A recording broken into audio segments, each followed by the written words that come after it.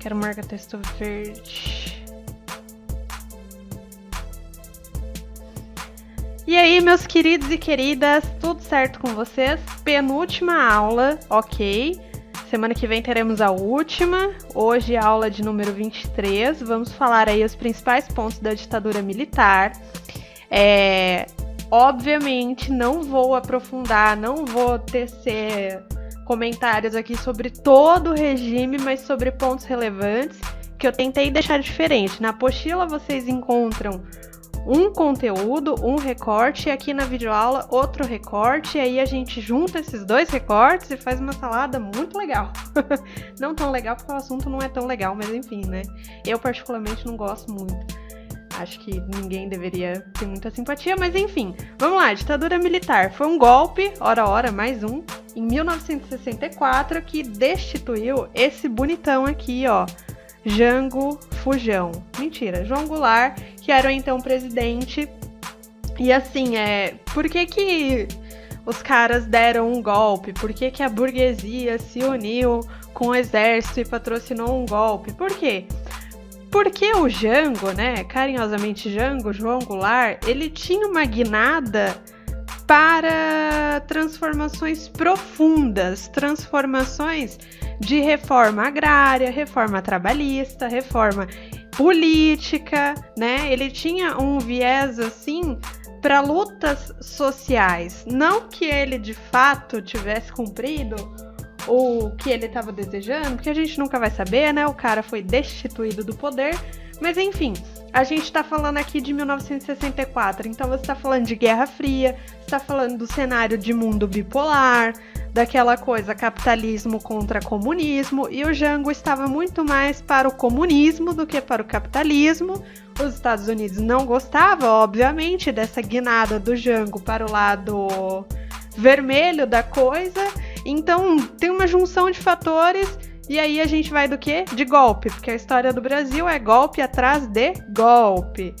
Passada aí essa introdução, vamos observar como o jornal, em 1º de abril de 1964, contou, né, desse golpe. Olha aí, o Globo, Fundação de Irineu Marinho, ressurge a democracia. Será? Última Hora conta pra gente Jango no Rio Grande e Mazili empossado, porque antes da ditadura de fato começar, colocaram o presidente Mazili no cargo de presidente temporário, né? Mas não passou muito tempo, já teve a eleição indireta, e aí a gente começa os 5 militares no poder da ditadura. E antes do golpe em si, olha aqui que interessante a capa do O Dia. Essa aqui, ó, fabulosa demonstração de repulsa ao comunismo, que é assim aquela famigerada marcha da família com Deus pela liberdade, né? Só que essa liberdade seria aí cortada, tesourada por uma ditadura militar que iria até 1985. Mas foi assim que o jornal retratou todo esse ocorrido, todo esse acontecido, que foi o golpe de 64, ok? Vamos lá. Quem apoiou? Já estava ali contando mais ou menos para vocês, mas vamos dar nome aos bois. Empresários, mídia, IPs, IBAD, classe média e Estados Unidos. O IBAD e o IPs eram, na real, 2 institutos de pesquisas e estudos sociais. O que esses 2 institutos fizeram que culminaram aí com o golpe de 64?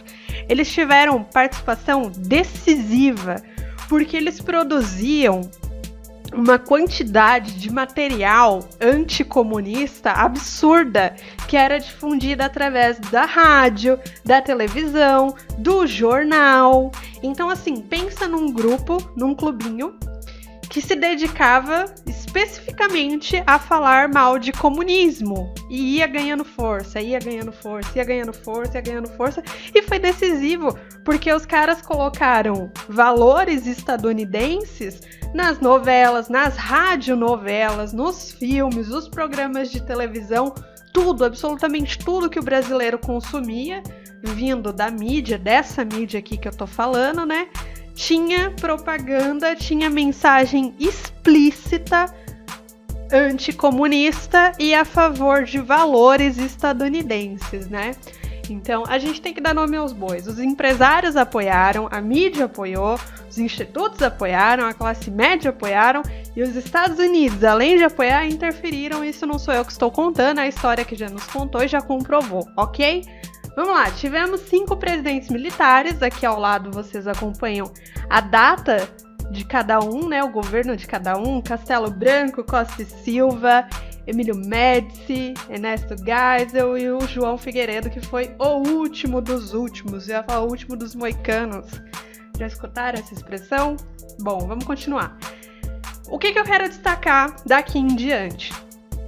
A questão dos atos institucionais. Cobra-se muito, fala-se muito de AI-5, mas na real foram 17. É que o AI-5 ele fica marcado porque é o momento que você institucionaliza a ditadura, onde você dá todo o aparato executivo para a mesma. Mas antes disso, vamos lá. O que o AI-1 e o AI-2 fizeram? Eles modificaram as regras para as futuras eleições, ponto. A partir dali, suspendeu-se as eleições, tornaram-se eleições indiretas, porque você estava minando qualquer tipo de oposição que fosse atrapalhar a institucionalização da sua ditadura, beleza? Além disso, além de mexer nas futuras eleições, né? Concedeu às Forças Armadas, olha que bacana, prerrogativa de suspender direitos políticos, cassar mandatos legislativos e demitir servidores públicos acusados de improbidade administrativa. Esses atos deram plenos poderes ao executivo, obviamente, porque é onde o presidente militar estaria. Então eu vou minar aqui, ó, todo o meu gabinete para eu mandar e desmandar como eu bem entender, como eu bem querer, ok? Vamos só ver o jornalzinho aqui do lado, última hora. Ministro do Exterior. Brasil não admite ação comunista em sua área. A gente estava numa luta muito empenhada aí com o comunismo. Alguma semelhança com os dias atuais? Ó, Comando Supremo da Revolução anuncia nova república. Ato institucional foi decretado. Nova república. Enfim, como eu comecei aqui essa tela, 17 atos institucionais, né? Esses atos eles eram publicados com qual justificativa? Eles eram extremamente necessários para você lutar contra a corrupção existente, né? E a manutenção da nossa soberania nacional, porque, ó, o comunismo tava avançando, cara. O comunismo ia dominar tudo. Então vamos dominar primeiro, basicamente essa lógica. Agora vamos para o AI-3, né? O ato institucional número 3 estabeleceu aí as eleições indiretas para governadores dos estados, né? Antes você foi lá e tirou, porque vamos lembrar de um personagem, o Carlos Lacerda, né? Ele apoiou o golpe porque ele queria a retirada de Jango e novas eleições imediatamente. Ok, aí ele apoiou o golpe aconteceu, beleza. Quando ele achou que ia ter a eleição que ele tanto queria para tirar o Jango e chegar ao poder, ou algum queridinho da cúpula dele chegar ao poder, o AI-1 e AI-2 foi lá e pá, mudou eleição. Não vai ter eleição para presidente, não. Falou, tá estranho. Passou um tempinho, vem o AI-3 e não vai ter eleição para governador, não. Porque era para barrar toda e qualquer oposição de alcançá-los. E barrou, obviamente, né? Ficou comandando o Brasil 5 presidentes militares por 21 anos, né? O AI-4, o que o AI-4 fez? Já prevendo o AI-5, não só o número, como a radicalização que o mesmo queria. O AI-4 vem com uma gigante importância, porque aí você altera a Constituição. Você altera a Constituição vigente, passa para a de 1967, tá? E institucionaliza de vez a ditadura. Você convoca o Congresso, vota uma nova Constituição. Esta Constituição te dá plenos dispositivos para você institucionalizar todo o seu radicalismo, né? E sempre na defesa de precisamos garantir a soberania nacional, precisamos combater o comunismo que avança em território nacional e precisamos acabar com a corrupção. Eu conto ou vocês contam? Vamos para o AI-5, né? Chegamos no AI-5, ó. Obviamente que conforme a ditadura avançava, a oposição também avançava e também tinha interesse em se organizar, crescer e evidenciar esses grupos, né, opositores. E aí a gente vai entrar nas guerrilhas, né, a MR8 e a ALN. Eles começaram a organizar uma série de atentados mesmo, porque... Viu, você está sendo cerceado de toda a sua liberdade, você não tem mais como garantir a sua livre expressão. O que vai sobrar para você? A violência. O que vai sobrar para você? O radicalismo. Então, te impondo o radicalismo, você vai se defender com outro tipo de radicalismo. E aí, quando esses grupos começaram a crescer, começaram a ganhar a evidência que estavam ganhando, os militares olharam e falaram, é agora. AI-5. Ato institucional de número 5, suspende o direito ao habeas corpus e permitiu ao presidente da República decretar estado de sítio e praticar intervenção nos estados. Ou seja, não existia mais um limite constitucional entre o que é federal, o que é estadual, o que é municipal, não, nada disso. Agora eu intervenho aonde eu bem quero, onde eu bem entendo qual que era a intenção por trás disso. Você ir direto nos grupos, você acabar, você exterminar de fato, né? E é a partir do AI-5, a partir desse momento aqui, que o Brasil começa a viver os anos de chumbo. Que aí são 2 presidentes militares, vai estar tanto no governo de Costa e Silva, quanto no governo do Médici, tá? É o momento que as torturas aumentam, perseguição aumenta, radicalismo, extremismo, tudo de ruim acontece aqui nesse anos de chumbo, porque você conseguiu aprovar uma nova Constituição, você conseguiu institucionalizar o teu regime, agora... é arrebentar a porta e estragar o que ainda não está estragado, em grosso modo. Mas vamos lá, como que a galera reagiu, né? Qual foi cada parte da sociedade, como ela ficou referente a esse anos de chumbo, referente a essa radicalização do regime, a cultura. A sociedade reagiu, né? Principalmente através da cultura. Em 1965, a ditadura começa em 64. Em 65 a gente tem a famosa peça Liberdade, Liberdade, que criticava o governo militar. Mais pra frente a gente vai ter os festivais de música brasileira. Provavelmente você que tá ouvindo gosta de música, eu gosto de música, o mundo gosta de música, eu acredito que todos os sujeitos do mundo gostam de música. E assim, a música foi um importante artifício de resistência, né? Porque é que nem você pegar a famigerada Cálice do... Meu Deus, fugiu da minha cabeça, do Chico Buarque, né? Era cálice de calado, virou cálice de copo de vinho. Você vê aí uma atuação dos compositores, uma atuação dos próprios cantores e intérpretes de se desviar de toda essa censura, de toda essa perseguição e ainda assim fazer a sua manifestação. E de um modo ou de outro, você instiga a população a vir junto com você, né? Agora, a igreja, como a igreja se posicionou? A igreja católica, ela ficou dividida, né? O grupo mais tradicional, aquela bolha mais tradicional, apoiava tudo que estava acontecendo. Mas os progressistas não apoiavam e criticavam, inclusive ajudavam na resistência, né? É importante ressaltar isso. E o operariado, o que a galera do chão da fábrica, os grandes trabalhadores fizeram aí? Greves. E aqui, ó, é importante, ó. Reivindicavam o fim do arroxo salarial e queriam a liberdade para estruturar seus sindicatos. Os estudantes realizavam passeatas reclamando da falta de liberdade política. Por que é importante? Porque assim, ó, se hoje, 2020, o salário, seu salário, se você que está ouvindo trabalha, o salário da sua mãe, do seu papai, tia, gato, cachorro, papagaio, é horrível, a culpa começa aqui, ó. Começa aqui, a partir desse negócio chamado golpe de 64. Porque o que aconteceu? Nossa, ficou horrível. Mas o que acontece? Por que o sindicato é importante? Por que estruturar os sindicatos era mais importante ainda?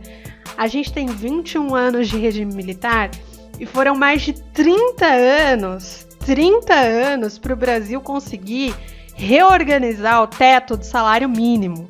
E isso porque com o regime, e começou com Getúlio também, diga-se de passagem, mas assim, os sindicatos foram de fato destruídos com o regime, com a ditadura, com o golpe de 64, não teve um grupo que lutasse pelo direito dos trabalhadores. Ah, mas Jota, eu acho que sindicato é isso, é aquilo outro. Tá, hoje, 2020, você pode achar o que você quiser. Mas em 1964 até 85 era importantíssimo que essa galera existia. Porque era um grupo organizado, sabe? Tinha uma instituição que ia lá e lutava pelo direito da turma, lutava pela remuneração, lutava para o salário acompanhar a inflação. E essa galera deixou de existir, porque você acaba com esses sindicatos. Então, se hoje o salário mínimo no Brasil é ridículo, se hoje o salário não acompanha a inflação, se hoje o piso pago é, assim, de uma maldade extrema com a galera trabalhadora que movimenta este país, começa aqui, porque você minou qualquer tipo de acordo, você minou qualquer tipo de organização. Entendam que o operariado na ditadura militar é importante não só com as greves, mas principalmente com as consequências, porque foram um dos sistemas que mais sofreram com consequência do sistema militar aqui no Brasil, tá? E na luta armada, conforme eu já tinha falado, 2 grupos se destacam: Movimento Revolucionário 8 de Outubro, Aliança de Libertação Nacional. Eram formados por líderes de esquerdas e eles organizavam diversas coisas para mobilizar a população, né? Tem o famoso sequestro do embaixador norte-americano, né? E entre outras coisas, atentados e por aí vai. Agora vamos lá, qual que era a propaganda? Prestem atenção neste jornal. Temos 2 coisas importantíssimas aqui que caem em vestibular, década de 70, ok? Médici, ninguém segura este país. Logo abaixo da notícia do Médici, a gente tem o quê? Raça e classe de Gerson, aqui na capa. Quem que é Gerson? Um jogador de futebol. Por quê, galera? Vamos lá. Tava tudo horrível, né? Você não tinha liberdade política, você não tinha um sindicato que lutasse pelo seu salário, você não tinha liberdade cultural, você não tinha liberdade de expressão. Mas o que de fato fazia a galera não reclamar? Era só a repressão montada pela ditadura? Não. Era exatamente isso aqui, ó. Parece bobagem ver hoje, mas isso aqui foi muito importante. Aquela propaganda ufanista, pra frente Brasil, né? Vamos lá, ame-o ou deixe-o. O que acontece? O futebol, que sempre foi uma das maiores opções de lazer do brasileiro mesmo, seja na TV, seja nos estádios, a seleção brasileira conquista a Copa de 70 e o Brasil ficou eufórico, porque, tipo, você tinha ali o Zagallo, Pelé, né, Zagallo comandando, Gerson, Jairzinho, por aí vai, toda essa galera importante pra quem gosta de futebol, né, pra quem mergulha nesse universo e tal. E naquele momento, muita gente gostava de futebol. Muita gente gosta de futebol hoje, mas gostava-se muito mais. Porque era o que sobrou de entretenimento, era o que sobrou da cultura que todo mundo tinha ali em comum. Que não estava sendo repreendida, digamos assim, né? E ao mesmo tempo, a gente tem o quê? Grandes construções.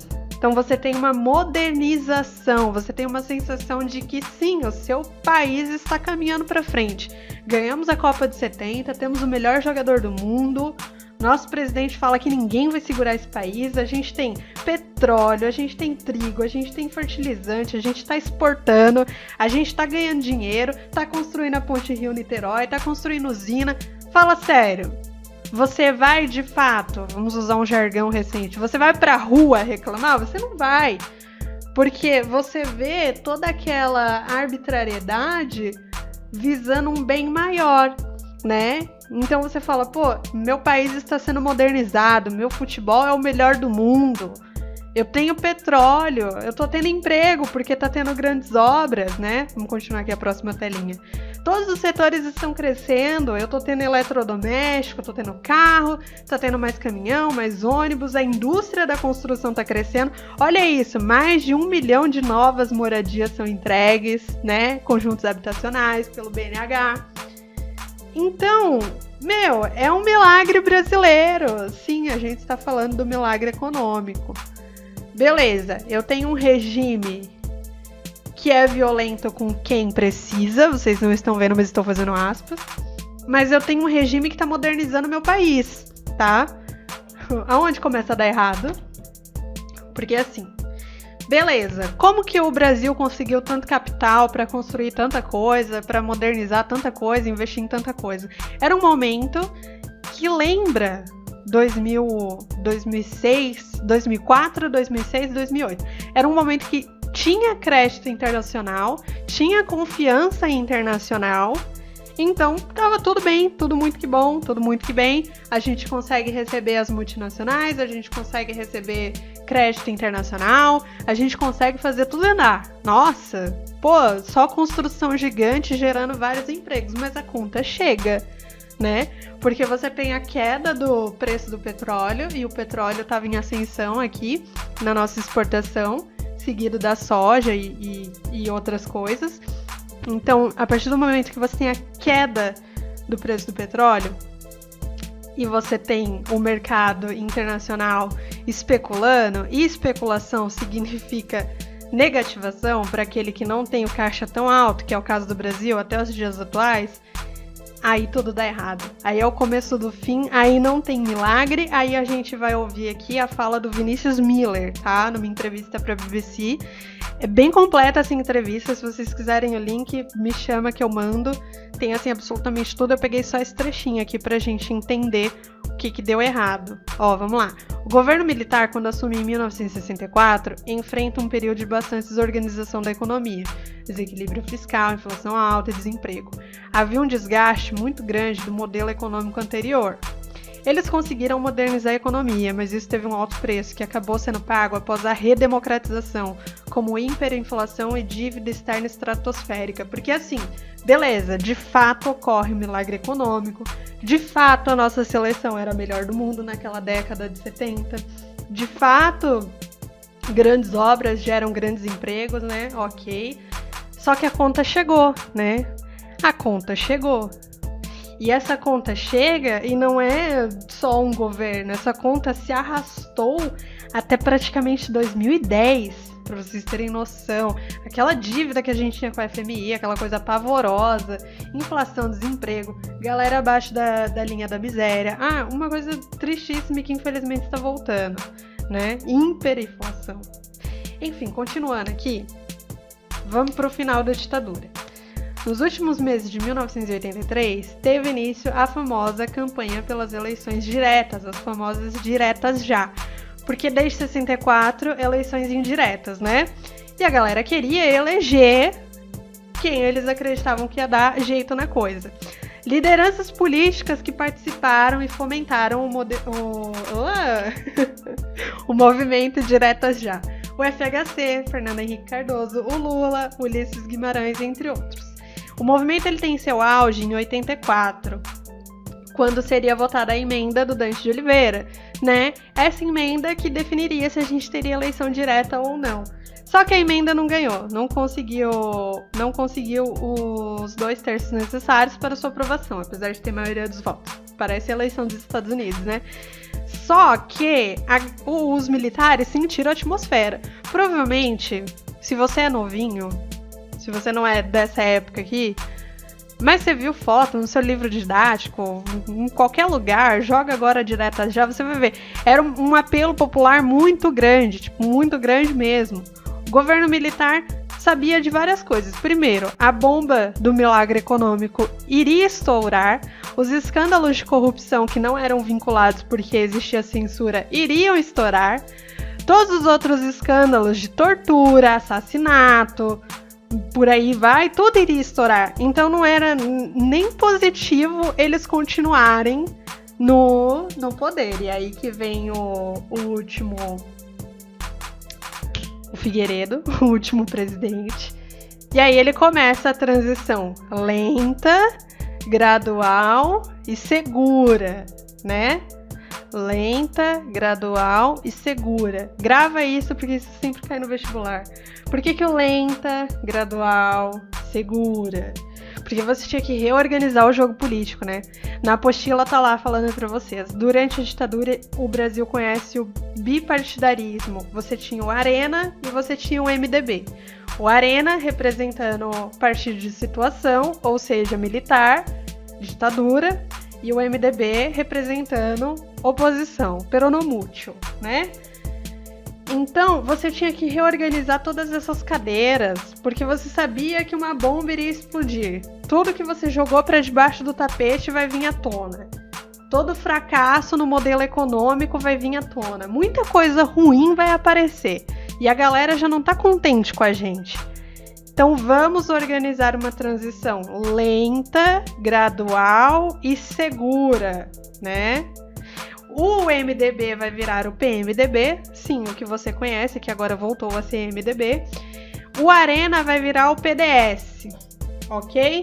E aí organiza-se eleições indiretas. Quem ganhou? Tancredo Neves e o Sarney era o seu vice, ok? Foi derrotado, olha que figura interessante que saiu pelo partido, ex-partido do regime militar, o Paulo Maluf.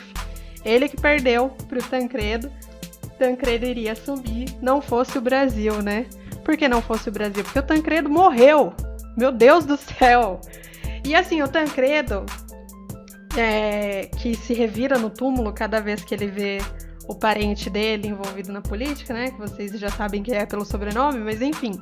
Tancredo era um homem que estava num momento de adoração, assim, que era a esperança do brasileiro.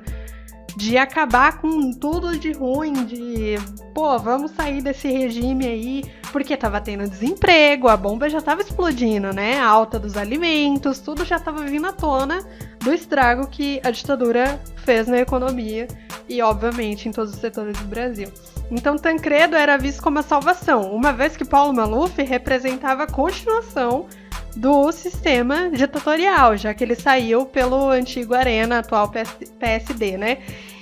Aí ele é operado, logo depois que foi eleito, pouquíssimo tempo depois ele é operado, não resiste a essa operação, morre. E o Brasil, uma parte do Brasil morre junto com o Tancredo, porque era a esperança.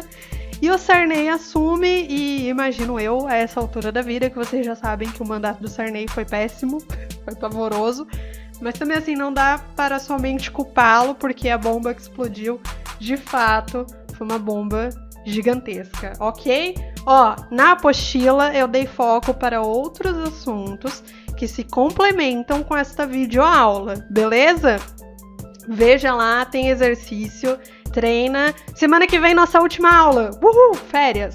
Curte esse vídeo, participa do nosso grupo no Telegram. Treina os exercícios da apostila, se inscreve no canal e divulga o canal aí para todo mundo que você acha que precisa de uma ajuda, tá? Tudo de graça aqui para vocês. Um beijo, até a próxima. Tchau, tchau!